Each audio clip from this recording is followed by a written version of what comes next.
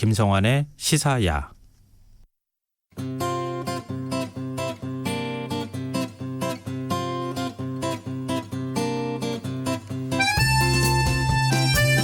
중국이 남중국해에 2개의 행정기관을 설치하면서 동남아시아 국가들과 갈등을 빚고 있습니다. 이런 가운데 미국은 남중국해에 항공모함을 파견해서 중국을 견제하려는 듯한 움직임을 보이고 있는데요.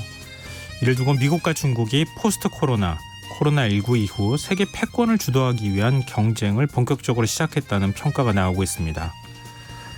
오늘 세계 이면에서는 코로나19 와중에 다시 불붙고 있는 남중국해 문제, 그리고 미중 패권 전쟁에 대해서 알아보도록 하겠습니다. 오늘도 외신캐스터 전주현 씨 자리하셨습니다. 안녕하세요. 네, 안녕하세요. 네. 남중국해 얘기를 한동안 잊고 살았어요. 네. 근데 다시 남중국해가 지금 미국과 중국 사이에 네. 갈등의 핵으로 등장한 모양이에요. 키워드는 그렇습니다. 지금이 이럴 때냐.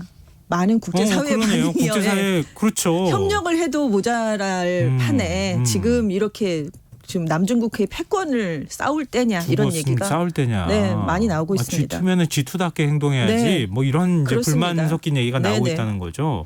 근데 중국이 최근에 남중국해에 대한 지배력을 좀 강화하려고 하는 움직임이 나타나고 있어요. 그렇습니다. 18일에 주변국하고 영유권 분쟁을 벌이고 있는 곳 중에 남중국해의 파라셀 제도, 중국명으로는 시샤군도입니다. 그리고 스트레틀리 제도, 중국명 난샤군도에 시샤구, 난샤구라는 2개의 행정구역 구를 신설한 거예요. 네. 그리고 그 다음 날에는 아직까지 중국 명칭이 없던 섬, 암초, 해구 같은 해저지형 80곳에 대해서 중국식 표준 명칭을 발표를 했습니다. 네, 2012년부터 사실 중국이 남중국해에 대한 실효적 지배를 강화하기 위해서 네. 주변국들이 반발하는데도 남중국해의 주요 섬과 암초를 관할하는 행정구역 산샤시를 만들었었거든요. 근데 그 산하에 이번에 9급 행정구역을 추가로 설치를 한 겁니다. 그래서 이 섬과 주변 수역이 중국의 관할 대상이다. 이 주장을 더 강화하기 위한 조치로 해석이 되고 있어요. 근데 2개의 구 중에 난샤구라는 곳이 피어리 크로스 암초, 중국명 융수자오에 위치할 예정인데요. 2014년에 중국이 산호초에 건설한 인공섬입니다. 그래서 길이 3km 이상의 활주로를 갖추고 있는 곳이에요. 아마 사진을 보신 적이 있으실 수도 있을 것 같은데 네. 굉장히 주변국들하고 미국이 반발을 많이 했었죠. 군사기지를 만든 거잖아요. 그렇습니다. 사실은. 그래서 중국이 그래도 공사를 강행했는데 이번에는 아예 여기에 구청을 하나 설립을 한 거예요. 그래서 당연히 주변국들은 지금 강하게 반발을 하고 있고요. 특히 베트남의 주권에 심각하게 위배되는 행위라면서 잘못된 결정들을 취소하라고 중국에 요구했습니다. 그 주변국들 다 반대하고 있는데 네. 사실은 그렇죠. 뭐 그걸 찬성할 나라들은 별로 없죠. 없겠죠. 네. 하나도 없습니다. 서로 영유권 분쟁이 네. 겹치는 지역인데 거기다 중국이 네. 그냥 우리가 알고 있는 섬 정도도 아니고 네. 그냥 암초 같은 거를 암초입니다. 거기를 그냥 밀어내고 네. 하나의 거대한 인공섬을 만든 거잖아요. 그렇습니다. 근데 이렇듯이 이번에도 그렇지만 중국이 그동안에 계속 이런 행보들을 해왔던 거 아닙니까? 그렇습니다. 지금 남중국해에서는 이제 미국이 항행의 자유작전을 펼치면서 좀 압도적인 군사력으로 균형이 유지되어 온 측면이 있는데요. 지금 코로나19가 여기도 영향을 미쳐서 미국의 항공모함들이 퇴각한 그런 상황이거든요. 그래서 그 틈을 타서 중국이 태평양 진출을 본격화하고 있는데 일단 10일에도 중국 군용기 6대가 타이완하고 필리핀 사이 해상인 바시 해협을 가로질러 출격하는 일이 있었습니다. 바로 다음 날에는 중국의 1호 항공모함이죠. 랴오닝함 전단 6척이 타이완 동부 해역에 진입한 뒤에 또 바시 해협을 거쳐서 남중국해로 진입을 했어요. 그런데 네. 이 해협이 동쪽의 태평양, 서쪽의 남중국해를 연결하는 군사적 요충지입니다. 그래서 중국은 그냥 뭐 연례 계획에 따른 훈련입니다. 이렇게 해명을 하긴 했지만 관영 매체 환구시보는 미국 해군이 코로나19로 어려움을 겪는 가운데 중국 해군이 먼 바다로 군함을 보내면서 방역에 대한 자신감을 보여준 것이다. 이렇게 평가를 내놓기도 했습니다. 지금 미군 항공모함 4척이 있었는데 코로나19 환자가 발생해서 굉장히 크게 문제가 됐었잖아요. 괌 기지에 정박하고 있는 항공모함에서 루즈벨트 함이죠. 확진자가 막 나오고 네, 있잖아요. 그래서 많이 나와서 뭐 네. 함장에 해고되기도 하고 괌에 지금 정착을 해 있고 로널드 레이건함은 일본 요코스카항에 니미츠함, 칼 빈슨함은 미국 서부 해군 기지에 정박 중입니다. 그렇다면 미국이 이런 중국의 활동에 대해서 가만히 있느냐? 절대 아니고요. 맞대응에 나섰는데 있는데요. 네. 11일에는 미국의 이지스 구축함인 베리함이 중국과 타이완의 사실상 휴전선인 해상 중간선을 넘어서 중국 측 해역으로 항행하는 그러니까 항의를 한 거죠. 항의하는 항행을 해버렸습니다. 13일에는 괌에 있는 공군기지에서 폭격기 최대 출격 훈련도 진행을 했고요. 18일에는 지금 항공모함들이 다 빠져 있으니까 네. 일본에 배치됐었던 강습 상륙함 아메리카함을 남중국해에 파견했는데요. 전력 공백을 최소화하겠다는 의지로 해석이 되고 있고요. 그러니까 중국 측에 우리가 코로나19로 전력 공백이 생겼지만 경거망동하면 안 된다라는 무력 시위를 벌인 것으로 해석이 되고 있습니다. 불안불안하네요. 지난번에도 그렇습니다. 배끼리 막 부딪히고 네, 는 네. 그런 일도 있었는데. 근데 중국이 왜 이렇게 남중국해 이거 뭐라고 표현해야 됩니까? 이렇게 욕심을 부리는 거예요. 그렇죠. 네.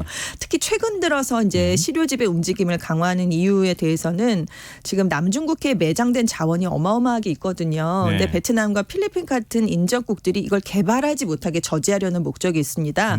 중국이 확보하기 위해서인데요. 네. 지금 인접국의 남중국해 영유권 분쟁 악화를 막기 위한 남중국해 행동 준칙이 이제 합의를 앞두고 있어요. 내년까지 이제 합의가 될 예정인데 2017년에 이제 구속력이 있는 초안에 합의한 적이 있습니다. 중국과 아세안이요. 네. 근데 최근에 그 내용이 안 알려지다가 최근에 초안 내용이 유출이 됐는데 중국이 남중국해에서 모든 외국의 참여를 제외하는 공동 탐사를 추진한다 이런 의도를 밝힌 것으로 알려졌어요. 그러니까 이 지역의 자원은 주변국과 중국과만 나눠야 되지. 그러니까 사실상 미국은 참여하면 안 된다. 이런 거를 지금 여기 못 박았다는 거죠. 근데 네. 지금 아세안 각국이 코로나19 때문에 상황들이 심각한 국가들이 많거든요. 그러니까 네. 이 기회를 틈타서 빨리 압박을 가해서 중국이 원하는 대로 이렇게 합의를 종용하기 위한 의도가 있다는 그런 얘기입니다. 근데 중국이 이렇게 영유권 분쟁에서 욕심을 부리면 그 주변 국가들은 당연히 뭐 반발할 수밖에 없는 거 아니에요? 그렇습니다. 네. 거기에 석유 자원이 매장될 네. 수도 있는 거고. 천연 자원, 그러니까 가스도 많고요. 음. 석유 자원도 많고 그리고 해상 물동량이 5조 달러에 달한데요. 정말 굉장한 그런 요충지인데 그래서 여기 영유권을 두고 분쟁을 벌이고 있는 건데 중국이 말씀하신 것처럼 암초를 자꾸 인공섬으로 조성을 하면서 군사 기지를 설치하고 있습니다. 근데 지금 가장 반발하고 있는 나라가 어디예요? 지금 베트남 얘기하셨고. 필리핀도 있고요. 필리핀도 반발하고. 최근에는 인도네시아도 지금 굉장한 반발을 하면서 이제 중국에 항의를 하는 그런 일이 벌어지고 있습니다. 근데 그게 뭐 남중국해가 전부 중국 거라고 할 수는 없을 거고. 그렇습니다. 나름대로 구단선이라고 해야 되나? 네. 이거 중국 측 얘기입니다. 네, 이거는 우리 거야 이렇게 선을 그었. 그렇죠. 어떤 거죠? 남중국해 주변을 따라서 그러니까 9개의 선을 그었는데 그걸 쭉 이어보면 U자 형태가 되는 거예요. 그런데 중국이 그 구단선 안에 있는 250여 개의 섬, 암초, 산호초가 다 우리 영토다라고 주장을 하면서 지금 350만 제곱킬로미터에 이르는 해역의 80%가 중국 관할이다 이런 주장을 펴고 있습니다. 이 구단선이 국민당 정부 시절인 1947년에는 11단선으로 먼저 발표가 됐다가요. 네. 나중에 새 중국 정부가 9단선으로 수정 발표가 된 건데 이 선안에 대표적인 스프레틀리 제도, 뭐 파라실 제도 이렇게 대표적인 분쟁 도서들이 있는 거예요. 근데 중국이 74년과 88년에 베트남과 해전을 벌여서 이 파라셀, 스프레틀리 제도를 다 점령해 버렸습니다. 그래서 지금 군사 기지화를 속속 이곳에서 추진을 하니까 베트남은 물론이고 필리핀, 말레이시아, 브루나이 같은 인접국가 갈등을 빚고 있어요. 그렇다면 중국은 무슨 근거로 9단선을 그었을까? 네. 네. 그 한나라 시대 문헌을 들고 왔습니다. 한나라 시대요? 네, 2000년 전이잖아요. 네. 그리고 명나라 때 남해가 이제 원정을 간 적이 남해 원정 기록이 있는데 네. 중국인이 남중국해로 항해를 하면서 섬을 발견해서 이름을 지었다는 기록이 남아 있다고 합니다. 그러니까 옛날부터 우리 땅이다 이렇게 얘기를 하는 거죠. 근데 지금 이렇게까지 오랜 역사 기록은 지금 남중국해 주변의 동남아 국가들의 고문헌에도 똑같이 등장을 한답니다. 왜냐하면 주변국이니까 그들도 바다로의 항해를 더 쉽게 갈 수 있었겠죠. 그렇습니다. 거기. 그래서 국제상설중재재판소가 2016년에 판결을 내렸는데 중국이 주장한 남해 구단선은 역사적 권리가 없다 이렇게 판결을 내렸어요. 왜냐하면 국제법정의 판례는 대개 고대 문헌의 기록은 영유권 증거 자료로 인정하지 않는다고 합니다. 그리고 인공섬에 대해서도 법적 지위를 인정하지 않았는데 이것도 역시 국제법상으로 그냥 이렇게 통용되는 판례가 되겠고요. 네. 근데 문제는 국제사법재판소의 판결과 다르게 이게 유엔 안전보장 이사회 등에 대한 강제 집행 규정이 없습니다. 그래서 중국이 거부하면 그만이에요. 강제적으로 집행을 할 수가 없거든요. 그래도 지금 이런 판결이 내려졌다는 것에 대해서 수십 년 동안 끌어온 문제에 대해서 처음으로 내려졌던 판결인 만큼 상징적인 의미는 작지 않았다. 이런 평가가 내려졌었습니다. 역시 국제사회가 힘의 논리가 통용되는구나 네. 이런 생각을 다시 한번 하게 되는데요. 근데 또 거꾸로 생각해 보면 그래요. 네. 중국이야 중국 그 해안선하고 네네. 같이 맞닿아 있는 곳이니까 이 바다는 네. 우리 바다 이렇게 얘기한다고 치지만 네. 미국은 그런 게 없잖아요. 그러니까요. 근데 미국은 남중국해 문제에 왜 이렇게 네. 예민한 거예요? 중국의 영향력을 차단하기 위해서? 그렇습니다. 그러니까 처음에는 동남아랑 중국 간의 영유권 분쟁에서 사실 출발을 한 건 맞아요. 네. 그래서 이제 중국이 그 다음에는 남중국해 전체에 대한 관할권을 주장하기 시작하면서 이것은 절대 침해받을 수 없는 핵심 이익이다 이렇게 규정을 해버렸습니다. 그래서 실효 지배 강화에 돌입하면서 이제 성격이 달라지면서 미국이 이제 개입을 하게 됐는데요. 비슷한 시기에 오바마 행정부가 아시아로의 회귀라는 정책을 펼쳤었어요. 네. 그래서 미국 입장에서는 석유를 비롯한 전략 물자가 수송되는 곳이고 유사시에 군사작전 무대가 될 수 있는 곳이 남중국해인데 이곳을 중국의 독점적인 영향 아래 내줄 수가 없다 이런 입장을 갖게 됐습니다. 그래서 미국은 뭐 자기의 영해라고 주장을 할 수는 없으니까요. 대신 중국이 영유권을 주장하는 인공섬 12해리 약 22km 안으로 군함을 보내는 항행의 자유작전을 동맹국들과 함께 펼치고 있거든요. 근데 이 작전이 오바마 행정부 때 시작이 됐는데 잘 살펴봤더니 트럼프 행정부 들어서 더 강화된 것으로 조사가 됐습니다. 그래서 중국은 당사국들끼리 대화로 해결할 사항이지 제3국이 간섭할 상황이 아니다라면서 미국의 개입을 거부하고 있는 상황입니다. 지금 말씀하셨던 것처럼 전략물자 수송로다 네. 이렇게 미국 쪽에서 인식하고 있다고 네. 하는데 중국도 역시 거기 막히면은 네. 원유 수입을 할 수 없는 상황이니까 그렇습니다. 중국도 똑같은 입장으로 똑같은 지금 입장이죠. 생각하고 있다는 네. 건데요. 근데 지금 이렇게 서로 G2 국가라고 할 수 있는 미국과 중국이 거의 군사적 충돌 직전까지 가는 상황들 계속 재현되면서 네. 여기서 뭔가 이 크게 부딪히는 거 아니냐 이런 우려가 계속 높아져요. 그렇습니다. 21일에 실제로 그 아까 아메리카함을 일본에 있던 아메리카함을 남중국해에 미국이 파견했다라고 말씀을 드렸잖아요. 네. 근데 작전 중인 아메리카함을 8척의 중국 군함이 사실상 포위하는 상황이 발생을 해버렸습니다. 그 자칫하면 충돌할 수도 있는 그런 상황이었는데요. 그래서 지금 전문가들의 생각은 의도를 하든 의도를 하지 않든 남중국해와 타이완 해협에서 미국과 중국 간의 우발적인 무력 충돌이 빚어질 가능성이 그 어느 때보다 높다 이렇게 보고 있습니다. 왜냐하면 지금 코로나19 확산 때문에 사실 미국이 지금 사망자 확진자 다 1위를 기록하면서 트럼프 대통령이 11월 대선을 앞두고 지금 내세울 만한 치적이 많이 없어진 상황이잖아요. 네. 그래서 중국에 대해서 지금 강경한 태도를 보이고 있거든요.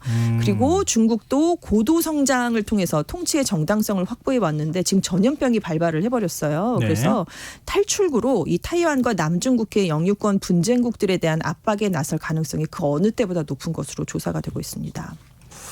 뭐 지금 국제 미래학자들 사이에서는 네. 미국과 중국이 충돌한다고 하면은 남중국해 쪽에서 충돌할 네. 것이다. 뭐 이런 우울한 예측을 또 네네. 내놓기도 하고 그러던데 지금 이렇게 돼버리면 지금 코로나19 책임론을 미국에서 최근에 네네. 제기하는 문제라든가 네. 이거 단순히 군사적인 문제에서만 그치는 게 아니잖아요. 그렇습니다. 정치적인 문제고 패권 갈등으로도 해석을 하고 있는데요. 지금 크게 얽혀있는 문제가 트럼프 대통령의 재선입니다. 네. 1월 15일에 중국하고 무역전쟁에 일단 휴전을 했잖아요. 합의를 해서 중국 비판을 그때부터 자제를 해왔는데 왜냐하면 11월 대선을 앞두고 중국이 미국산 농산물을 대량 구매하기로 했기 때문에 맞아요. 이걸 내세울 필요가 있었기 때문이에요. 네. 그래서 중국에 대한 얘기를 별로 하지 않았는데 지금 코로나19 사태가 발생을 하면서 리더십에 상처를 입었습니다. 근데 반면에 지금 시진핑 중국 국가주석은 미국이 훨씬 더 사태가 커진 바람에 의료 실크로드를 내세우면서 미국의 빈틈을 리더십의 빈틈을 파고들고 있거든요. 그래서 트럼프 대통령이 다시 중국을 공격하는 그런 상황이 돼버렸습니다. 다른 나라 국가에서 병 주고 약 주냐 이렇게 중국을 뭐 그렇죠. 얘기도 하던데 유럽 네네. 쪽에서 이제 좀 불만이 좀 있기는 불만이 하더라고요. 있죠. 네. 지금 뭐 갑자기 뭐 마스크도 보내준다, 뭐도 네. 보내준다 이렇게 얘기하는 게 그렇게 곱게만은 보이지는 않을 것 같은데. 근데 정말 많은 그런 의료 물자들을 보내고 있기 때문에 일단 네. 아쉬운 쪽에서는 받을 수밖에 없죠. 네, 그리고 사실은. 그러면 미국과 유럽 다른 국가들은 도와줬나? 약간 이러면서 예, 그렇습니다. 근데 미국과 중국 이건 뭐 누가 승리할지 이걸 예측한다는 게 굉장히 좀 그런데요. 그렇습니다. 어떻게 될 것 같으세요? 그러니까 불확실하다. 결국 이런 얘기. 네. 아니 좀 약간 김 빠지는 얘기긴 한데요.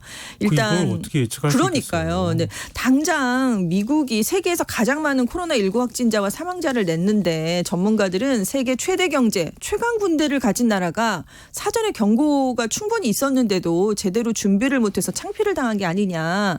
그래서 바이러스에 무릎을 꿇는 모습이 쉽게 잊혀지지 않을 것이다. 이런 비판을 내세우고 있어요. 그리고 트럼프 대통령이 그동안 미국 우선주의만 내세웠잖아요. 그래서 맞아요. 국제사회에. 네. 그래서 굉장히 리더십을 보여주지 못한 그런 일이 생겼는데 그래서 만약에 미국이 코로나19 위기에서 제대로 대응을 하지 못하면 1950년대에 영국이 미국과 소련의 압력에 밀려서 수에즈 운하에서 철군했던 것처럼 미국도 순식간에 헤게모니를 이룰 수 있다라고 커트 캠벨 전 미 국무부 동아시아 태평양 담당 차관부가 지적을 하기도 했습니다. 네. 그럼 중국이 그럼 일어설 것인가? 이것도 지금 어려운데요. 왜냐하면 지금 중국이 코로나19에서 가장 먼저 빠져나오긴 했지만 그들이 제공하는 정보에 대한 투명성이라든가 신뢰성이 굉장히 떨어지고 있고요. 또 발원지라는 그 책임을 피해갈 수는 없는 상황이잖아요. 네. 그래서 이 중국이 세계를 주도하는 것도 어렵다. 그래서 결국 트럼프 대통령은 계속 대선을 앞두고 코로나19의 책임을 피하기 위해서 중국에 대한 비판 강도를 높일 수밖에 없고요. 시진핑 주석도 중국이 발원지란 책임을 인정하면 그럼 초기 대응을 어떻게 한 거냐 이런 중국 내 비판을 피할 수가 없습니다. 그걸 인정하게 되면 정치력 약화로 이어지거든요. 그러니까 결국 코로나19 팬데믹 이후에는 미국과 중국의 글로벌 패권 다툼이 더 치열해질 수밖에 없다. 그래서 말씀하신 것처럼 그 갈등이 남중국해에서 터져 나올 수 있다. 이런 우려가 나오고 있는데요. 특히 차잉원 대만 총통 재선에 성공했잖아요. 네. 다음 달 하순부터 두 번째 임기를 시작합니다. 그렇기 때문에 중국이 또 긴장감을 또 계속 고조시키고 있거든요. 그래서 이 대만을 둘러싼 양국 간 갈등도 높아질 전망입니다. 왜 이렇게 좋은 소식은 없고 이렇게 없죠. 또 걱정되는 소식만 많은지 모르겠는데요. 그렇습니다. 지금 단순히 남중국해에서 미국하고 중국이 서로 간에 뭐 군사적 갈등을 네. 일으키는 게 미중 문제로만 끝나는 게 아니라 우리한테도 영향 미치고 동북아 질서를 네. 바꿀 수 있다는 거 아니에요? 그렇다고 뉴욕타임스가 지금 전망을 내놨는데요. 코로나19 사태가 미국과 중국의 군사 패권 다툼을 부추겨서 앞으로 동북아 전략 지형 변화를 가져올 것이란 얘기입니다. 미국이 지금 코로나19 때문에 정신이 없잖아요. 그 사이에 중국이 남중국해에서 영향력을 키워나가면 미국이 또 거기에 대응을 하려고 한국과 일본에 집중된 군사력을 끌어올 수밖에 없을 것이라는 전망입니다. 아닌 게 아니라 지금 미국 의회에서 가장 큰 목소리가 지금 나오고 있는 게 중국이 세계 패권을 잡기 위해서 코로나19를 적극 활용할 수 있다. 그래서 중국을 막기 위한 군사비 지출을 더 늘려야 된다. 이런 목소리가 나오고 있는 그래요? 거예요. 네. 그래서 지금 미국의 인도태평양 사령부가 오키나와와 대만, 남중국해를 잇는 중국 견제용 제1열도선에 미국의 토마호크 순항 미사일을 더 집중 배치해야 된다. 이런 얘기까지 내놓고 있습니다. 근데 지금 미국의 전력이 동북아 지역에 좀 집중이 많이 돼 있는 상황이거든요. 네. 그러니까 남중국해 지역의 전력 증강을 위해서라도 한국과 일본에 쏠린 미국 전력을 분산시키고 동북아 지역 내에 급변 사태 대비용 군사비 축소를 감소해야 된다. 이런 얘기를 또 하기도 했습니다. 한미 방위비 분담금 협상도 지금 앞두고 있는 네. 상황이고 또 미군이 빠져나가면은 전력 공백을 또 우려하는 목소리도 있을 수 있고. 그렇습니다. 그래서 만약에 이제 에릭 셰이어 전 인도태평양 사령부 선임 보좌관은 동맹국들이 져야 할 부담이 더 커질 수 있다 이런 얘기를 내놓기도 했습니다. 미국이 빠져나가게 되니까요. 네. 그러면 그 부담을 누가 지게 될 것이냐 이런 얘기죠. 여러모로 우리한테는 걱정스러운 그렇습니다. 소식이네요. 네. 네, 알겠습니다. 지금까지 세계의 면 외신캐스터 전주현 씨였습니다. 고맙습니다. 네, 감사합니다. 오늘 모바일 상품권 당첨자는 홈페이지 공지사항에서 확인하실 수 있습니다. 여전히 좀 바람도 강하고 그래서요. 산불 우려가 큽니다. 산불 조심하셨으면 좋겠습니다. 편안한 밤 되시고요. 전 내일 다시 찾아뵙겠습니다. 지금까지 시사평론가 김성환이었습니다. 고맙습니다.